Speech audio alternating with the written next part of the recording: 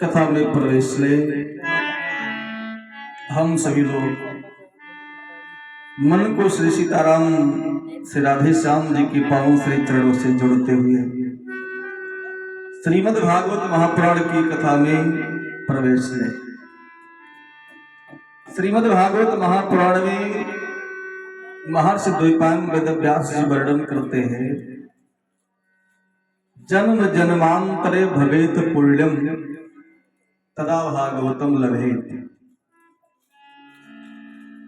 ये नहीं कि एक दिन का या एक वर्ष का, एक जन्म का, जन्म जन्मांतरे भवेत पुण्यम।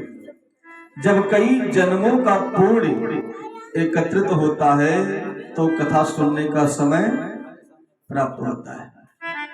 एक जन्मों का नहीं, विगत कई जन्मों का, जन्म जन्मांतरे भवेत पुण्यम तदा भागवतम लभेत। और हमारे पास सुंदर मकान हम बना ले जाए ना, और किसी प्रकार से गाड़ी भी ले आए, कहीं विवाह हुआ, बेटा बेटी भी हो गए, तो हमारा सीना चौड़ा होता है, अहंकार से हम भर जाते हैं कि सबसे बड़ा व्यक्ति गांव का भाग्यवान मैं हूं। लेकिन वेद व्यास जी कहते नहीं, वो तो हमारी मूर्खता है। धन बल पुत्र परिवार मकान दुकान से कोई भाग्यवान नहीं होता है। यह केवल लौकिक बातें हैं, बस समाज की बातें हैं, समाज के लोग पसंद होते हैं। लेकिन जो हमारे आध्यात्मिक जन हैं, संत हैं, ज्ञानी हैं, विद्वान हैं, महापुरुष हैं, बुद्धिजीवी हैं, वो इसको भाग्य नहीं मानते। चूंकि बाबा जी कहते हैं सुत दारा और लक्ष्मी, कथा सुन आगे बैठा कर सुन। पत्नी बेटा धन एक पापी व्यक्ति को भी प्राप्त हो सकता है। संत समागम हरि कथा तुलसी दुर्लभ। व्यास जी कहते हैं कि भाग्यवान वो व्यक्ति है, कहा कौन?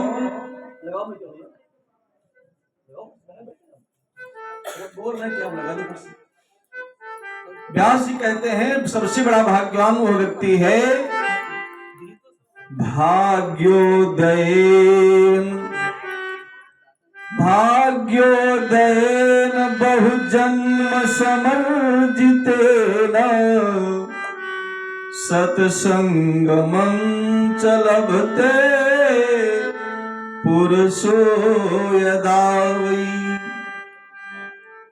व्यास जी कहते हैं भाग्योदयेन, कितनी ऊंची बात है। जब भाग्य का उदय होता है, भाग्योदयन बहुजन्म समर्जितेन, जब मेरा भाग्योदय हुआ, कई जन्मों का पुण्य इकट्ठा हुआ, तो क्या मिला? पत्नी मिली, बेटा मिला, मकान दुकान कहा नहीं, तो फिर क्या मिला? तो व्यास जी कहते हैं सत्संगमं च लभते पुरुषो यदा। उस महापुरुष को, उस महाभाग को, उस भाग्यवान व्यक्ति को क्या मिलता है? सत्संगमम। क्या मिला? जोर से बोलिए बाबा चाचा। सत्संग मिला। क्या मिला? जो इनको मिला है आज। क्या बात है, बहुत देर से परेशान थे, खबड़ खबड़ कर रहे थे, हमारे कब हुई महाराज, कैसे हुई, कौन में क्या हुई, व्यास कहते हैं बुढ़ी में। तो आज वो लाभ इनको ठाकुर जी ने दिया है। मैं नहीं कहता हूं कि हम इनकी बड़ाई कर रहे हैं, ये भागवत कथा कह रही है, व्यास जी कह रहे हैं, मैं नहीं कह रहा। आज इनका भाग्योदय हुआ कि नहीं हुआ? भाग्योदय बहुजन्म समर्जितेन सत्संगमं च लभते पुरुषो यदा। वह पुरुष भाग्यवान है जिसके दरवाजे पर भगवान की कथा होती। मैं नहीं कह रहा, व्यास जी कह रहे हैं। हमारा भाग्योदय जब होता है, जब मेरे यहाँ कोई संत आए, कोई विद्वान आए, भगवान की कथा हो, हवन इत्यादि हो, जब अनुष्ठान हो, राम की चर्चा हो, तो समझना कि हम भाग्यवान हैं।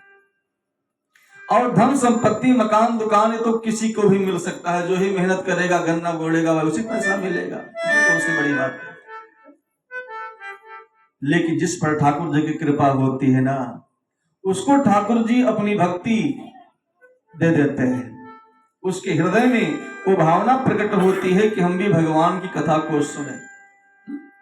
अच्छा, अब आप सोच सकते हैं कि महाराज जी तो गलत है।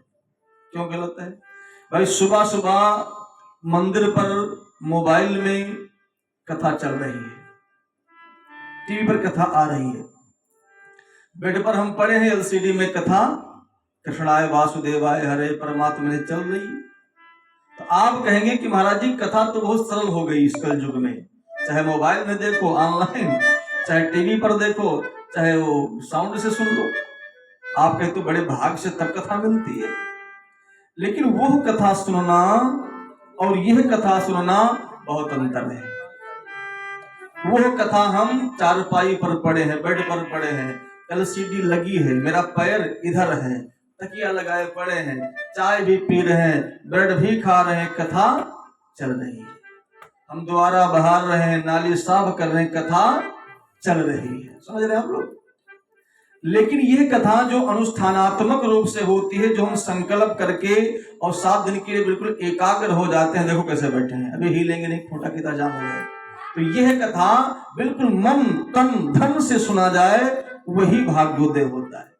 वैसे तो मोबाइल से सुन सकते हैं, लेकिन यही कथा कि हम 7 दिन तक बिल्कुल संकल्प लेकर के हाथ जोड़ करके बैठे और मन से श्रद्धा से सुने, यही भाग्योदय होने पर प्राप्त होता है। जो आज हमारे बाबा चाचा जो भी कहे श्री आदरणीय श्री, नाम तो बड़ा प्यारा है, हम क्या बताएं, गांव की बात है, लोग कहेंगे बड़ी बड़ाई कर रहे थे, भगवान दास, जो भगवान का ही दास हो है। ये आप सबका सौभाग्य है कि जो आज इस पावन धरा पर भगवान की मंगलमय कथा प्रारंभ हो रही है, ये इन्हीं का नहीं बल्कि पूरे गांव का सौभाग्य है। जहां भगवान की कथा होती है वहां दूर दूर तक, जहां तक आवाज जाती है, पाप भाग जाता है, पुण्य का उदय होता है। चूंकि 3 स्थान ऐसे हैं जहां पर कलयुग नहीं जा पाता है, और कुछ स्थान ऐसे हैं कि जहां व्यक्ति को वैराग्य भी हो जाता है, दुनिया से विरक्ति हो जाती है, मन दुनिया से हट जाता है। पहला स्थान है शमशान घाट। जब व्यक्ति शमशान घाट पर जाता है और देखता है कि बहुत बड़े व्यक्ति थे लेकिन आज इसी मिट्टी में मिल गए, तो लोग क्या कहते हैं, कुछ नहीं दुनिया में हो, इसी घाट पे गरीब भी आया था, इसी पे सेठ साहब भी आए। तो वहां कुछ देर के लिए व्यक्ति को वैराग्य होता है, और स्त्री प्रसंग के बाद भी व्यक्ति को वैराग्य होता है। और जब व्यक्ति भगवान की कथा में बैठ जाता है 3 घंटे, उतनी देर तक व्यक्ति के अंदर वैराग्य प्रविष्ट कर जाता है कि संसार में वास्तव में कुछ नहीं है। हम पांडाल से बाहर हो जाएं फिर मुझे माया पकड़ लेती, लेकिन जब तक हम कथा में बैठे हैं तो मेरे अंदर वैराग्य होता है, वहां कलयुग का वास नहीं होता है। तो भाग्य हमारा जरूर उदय हुआ है कि आज हमारे यहाँ भगवान की मंगलमय कथा प्रारंभ हो रही है। इससे बड़ा और सौभाग्य क्या होगा। सबसे पहला, भारत वर्ष के भूमि में जन्म लेना, सबसे पहली बात। क्योंकि और देश हैं लेकिन भारत महान बताया गया है, भारत को हम मां का स्थान देते हैं। तो भारत में जन्म लेना, जिस भारत वर्ष की भूमि में जन्म लेने के लिए देवता तरसते हो, वह भारत की भूमि है। देवता गायंत देवा किल गीत कानी, धन्यास्ते भारत भूमि भागे। स्वर्ग में बैठे देवता भी कल्पना करते हैं और कहते हैं कि भारत वर्ष की भूमि धन्य है, और धन्य है वहां के लोग जो भारत में जन्म लिए हैं। जो लोग भारत में जन्म लिए वो धन्य है। मैं नहीं कहता, देवता कहते हैं धन्यास्ते भारत भूमि भागे। वो भी तरसते हैं कि एक बार मेरा तन मानो का हो जाए और भारत में हो जाए। तो भारत में जन्म लेना ये साधारण विषय नहीं है। और दूसरा, भारत में जन्म लेने के बाद हम कीड़े मकोड़े बन सकते थे, पशु पक्षी बन सकते थे, पेड़ पौधे बन सकते थे, लेकिन भारत में मानव का जन्म लेना एक और आनंद की बात है।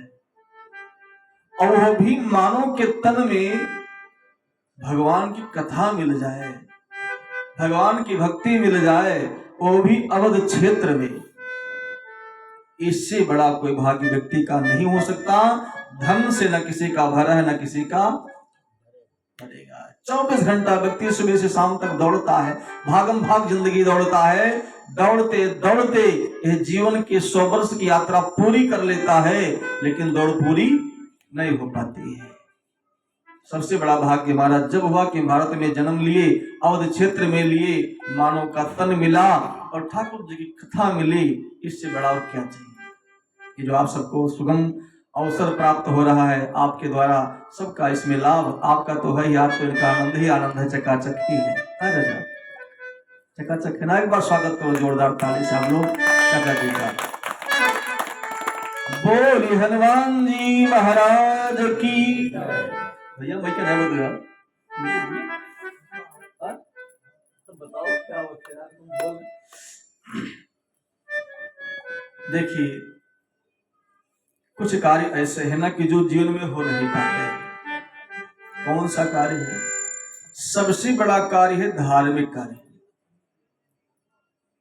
धार्मिक कार्यक्रम में इतनी बाधाएं आती हैं, इतनी बाधाएं आती है महाराज कि हो नहीं पाता है।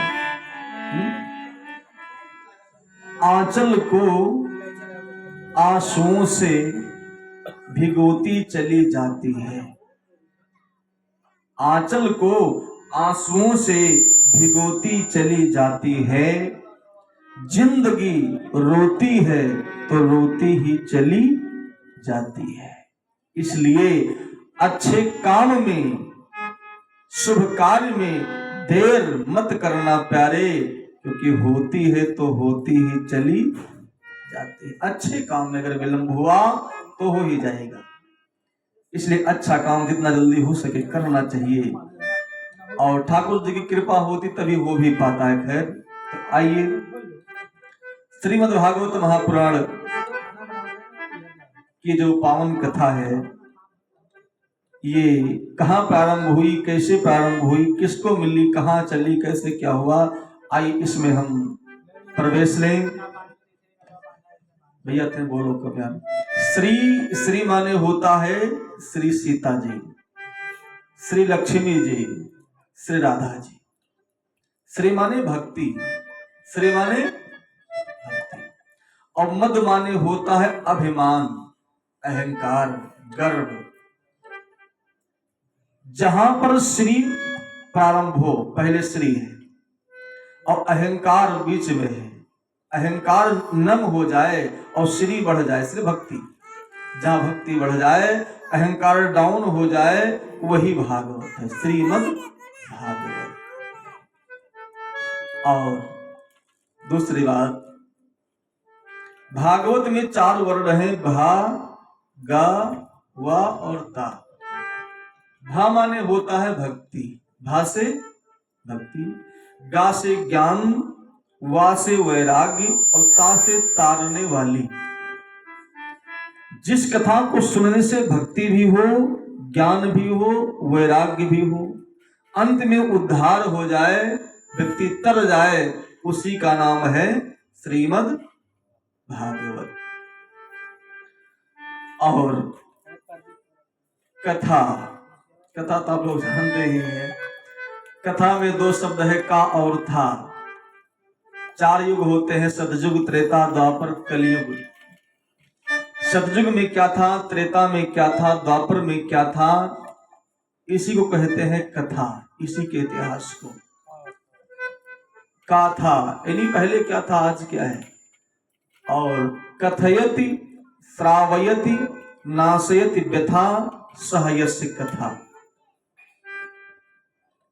कहा जाए, कथित माने कहा जाए, श्रावयत माने सुना जाए, नाशयत माने नाश हो जाए, किसका, व्यथा, सहयस्य कथा। जिसके मात्र कहने सुनने से व्यथा का नाश हो जाए, वही भगवान की मंगलमयी कथा है। और ठाकुर जी के विषय में, भगवान के विषय में, संत के विषय में, महापुरुष के विषय में हम जो कुछ कहें, जो भी कहें, वो क्या है? वो कथा है। ये कोई मतलब नहीं कि भागवत ही कहा जाए तो कथा है। भगवान के विषय में कुछ भी कहा जाए वो कथा है। और इंसान के विषय में प्रपंच किया जाए वो हमारे आपके जीवन की व्यथा है। क्या है? व्यथा है। ठाकुर जी के जीवन में कथा ही कथा है और मानव के जीवन में व्यथा ही व्यथा है। कोई काहू को परेशान, कोई काहू से परेशान, तो मानव के जीवन में व्यथा, ठाकुर जी के जीवन में कथा। जब ठाकुर जी से जुड़ते हैं तो कथा बन जाता है। तो आइए आज इस कथा में बड़ा अद्भुत है, आनंद है कि हम बैठे हैं, कथा सुनने जा रहे हैं। और श्रीमद् भागवत महापुराण का जो प्रथम श्लोक है उसका हम लोग श्रवण करेंगे। इसके बाद भगवान की आगे कथा। बोलिए भागवत भगवान की, हनुमान जी महाराज की, आज के आनंद की। श्री राधे राधे गोविंद गोविंद राधे, श्री राधे राधे गोविंद। श्री राधे राधे गोविंद गोविंद राधे, श्री राधे राधे गोविंद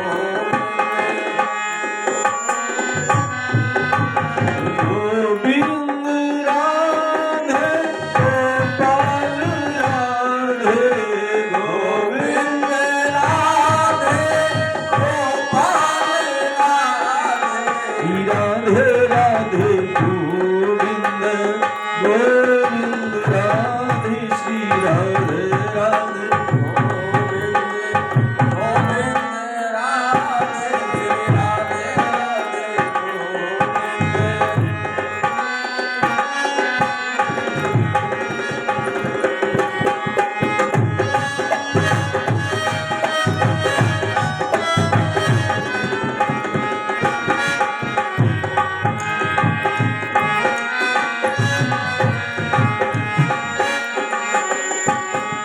गोविंद राधे गोपाल राधे, गोविंद राधे राधे राधे गोविंद गोविंद राधे, श्री राधे राधे गोविंद गोविंद राधे, श्री राधे राधे गोविंद राधे गोविंद भगवान की जय, हनुमान जी महाराज की। भैया आवाज डाउन को, हारमोनियम की आवाज हल्का डाउन कर दो, और उनके बहुत ज्यादा की आवाज बहुत तेज बोल भैया। अब मोबाइल में चला रहा है, उस आवाज को डाउन के, हारमोनियम की आवाज डाउन के हल्का सा, बहुत तेज हो रहा है।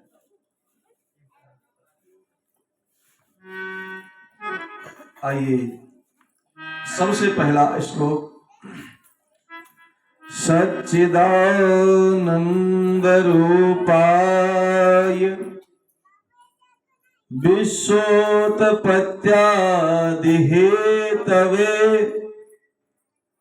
तापत्र विनाशाय श्री कृष्णाय वयं नमः। तापत्र विनाशाय श्री कृष्णाय वयं नमः।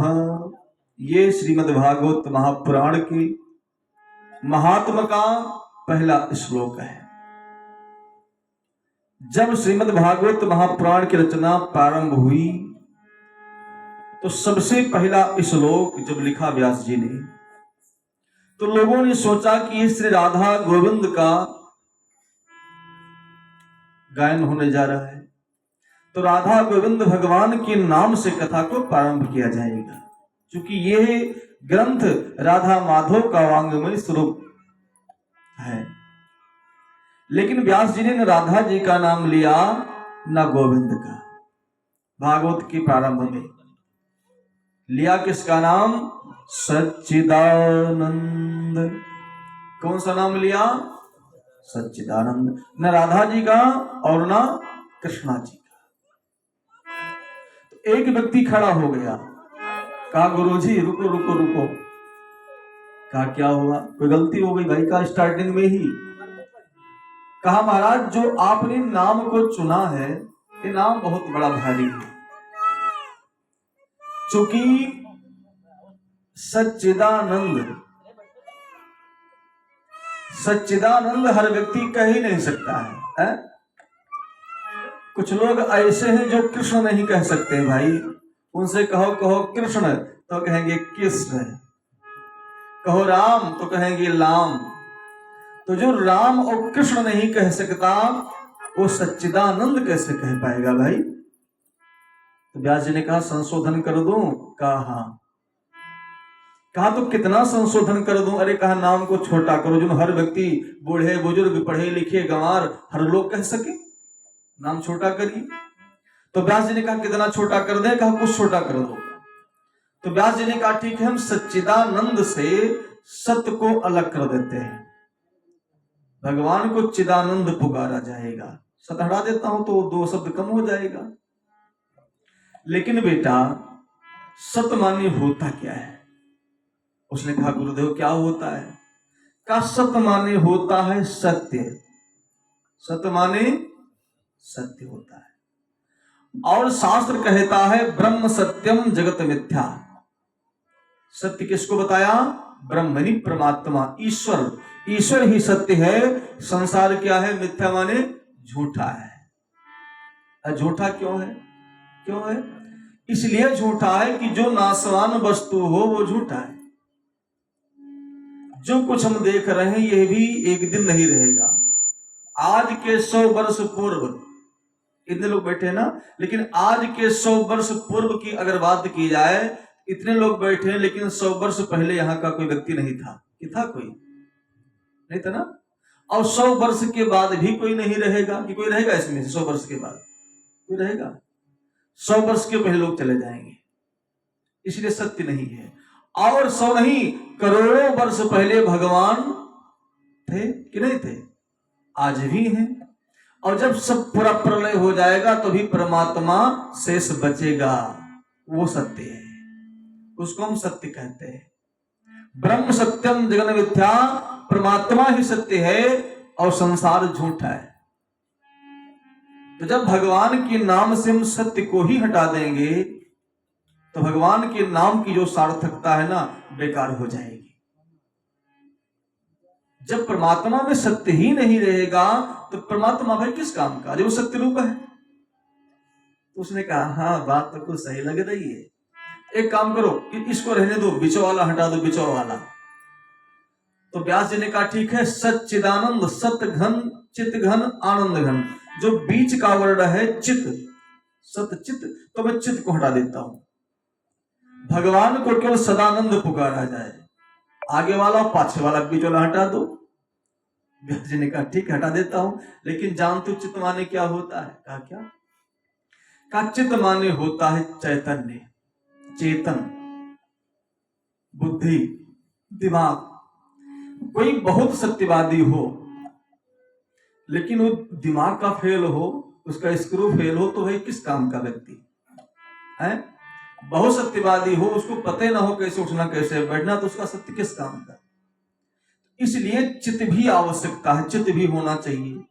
क्या तो काम करो, सत्य को भी रहने दो, चित्त को भी, आनंद को ही हटा दो, जो पीछे वाला शब्द है। व्यास जी ने कहा ठीक है, भगवान को क्यों सतचित पुकारा जाएगा, लेकिन बेटा आनंद है क्या? कहा क्या है गुरुदेव? कहा आनंद ही परमात्मा है और परमात्मा ही आनंद है।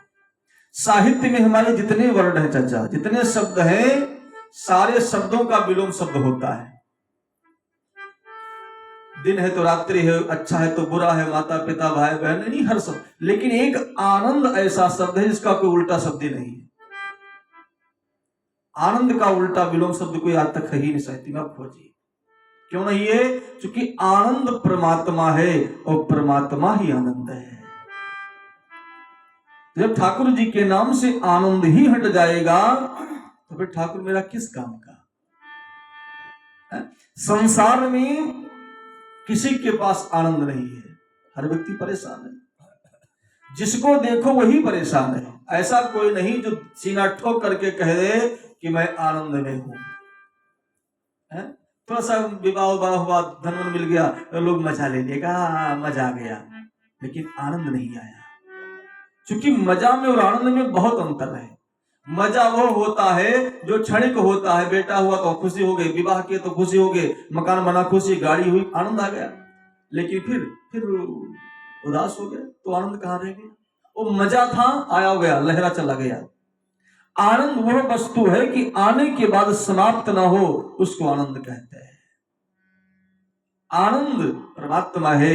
व्यक्ति के पास गाड़ी, मकान, दुकान, बंगला जब होता है, लेकिन जब परिवार की ठोकर लगती है, महाराज रोटी के लिए व्यक्ति तरसता है, तो विचार करता है, बाप रे बाप, पेट भर खाया नहीं, शरीर भर पहना नहीं, शौक श्रृंगार भी नहीं किया, बना करके कोठी खड़ी कर दी, आज रोटी के लिए बहू की लात खानी पड़ रही है।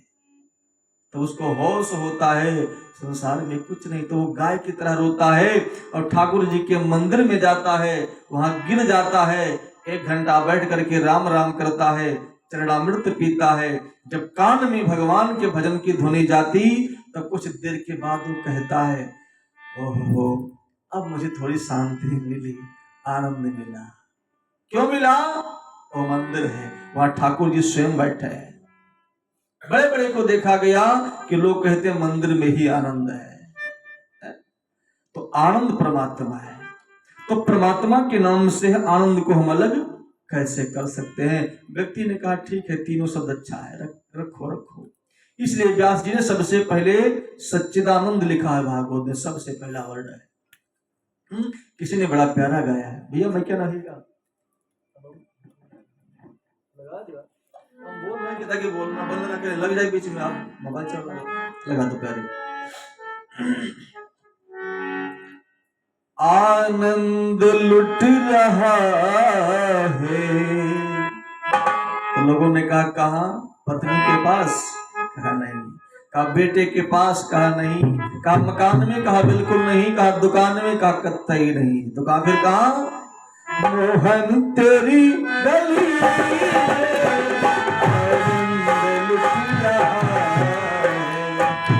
आनंद लुट रहा है, मोहन तेरी गली आनंद लुट रहा है। उठाइए पूरे पूरे हाथ, स्मार्ट गाएं।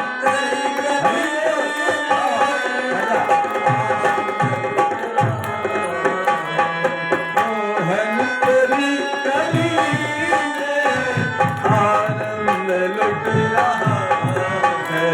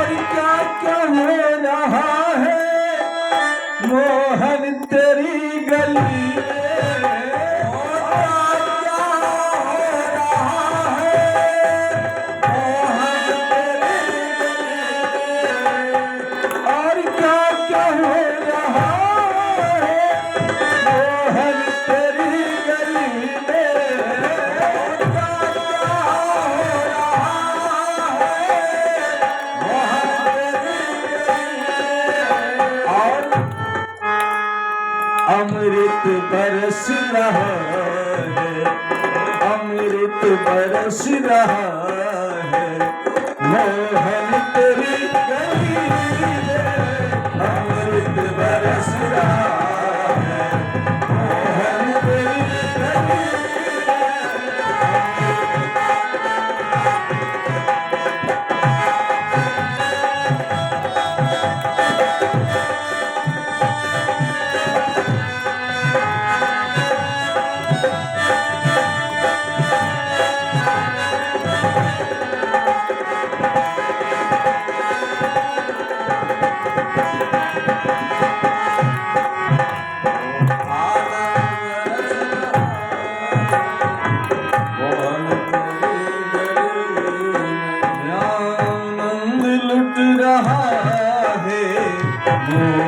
तेरी गली में आनंद लुट रहा है, मोहन तेरी गली में आनंद लुट रहा है, मोहन तेरी गली में आनंद लुट रहा है, मोहन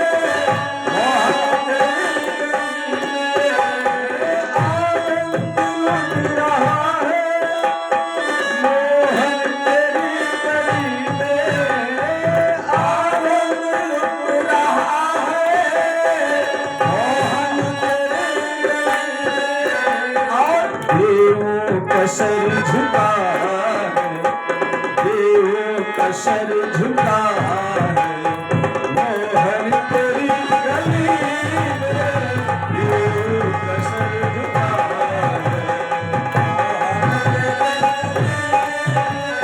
आनंद लुट रहा है।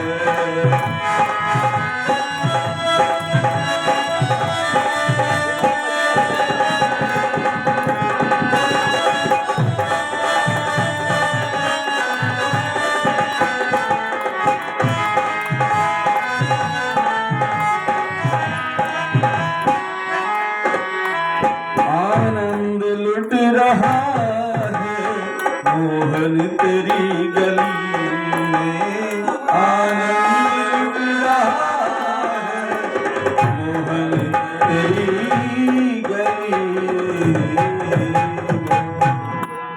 बोलिए आनंद कंद भगवान की जय। उसने कहा ठीक है बाबा जी, आप सच्चिदानंद ही नाम रखिए ठाकुर जी का, लेकिन मान लो किसी का नाम बड़ा सुंदर हो, किसी का नाम बहुत सुंदर हो, लेकिन अगर देखने में सुंदर ना हो तो भी बेकार है। किसी किसी का नाम ही ऐसा होता है कि नाम बड़ा अच्छा लेकिन रूप बड़ा बेकार होता है। तो भगवान का नाम तो बड़ा सुंदर है, अद्भुत है, लेकिन भगवान है कैसे? तो व्यास जी ने कहा बेटा नाम अच्छा है, उससे कहीं कई गुना ज्यादा उनका रूप अच्छा है। नाम से ज्यादा वो सुंदर है, का सुंदर इतने सुंदर है कि सामने बैरी भी अगर आ जाता ना, उनको देख करके मोहित हो जाता, इतने सुंदर है। और वही सुंदरता भी है।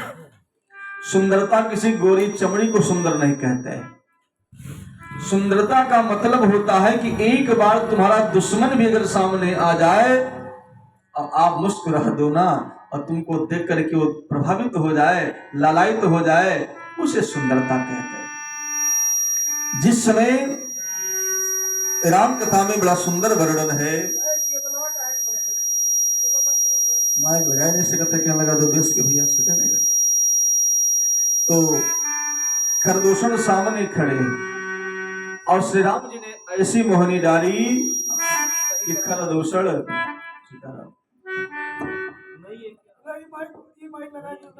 भगवान को देख करके मोहित हो गए।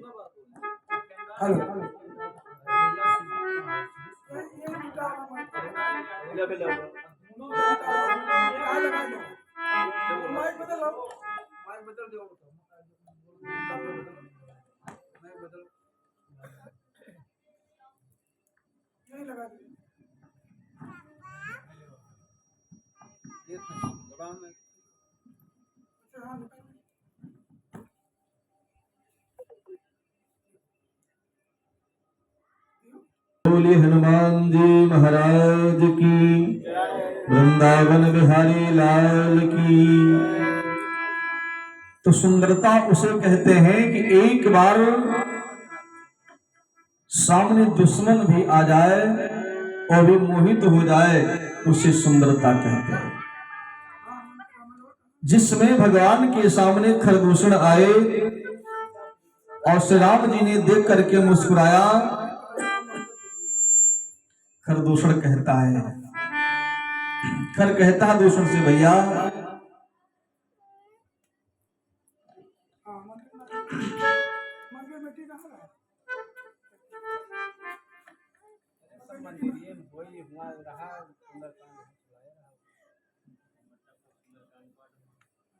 यद्यपि भगिनी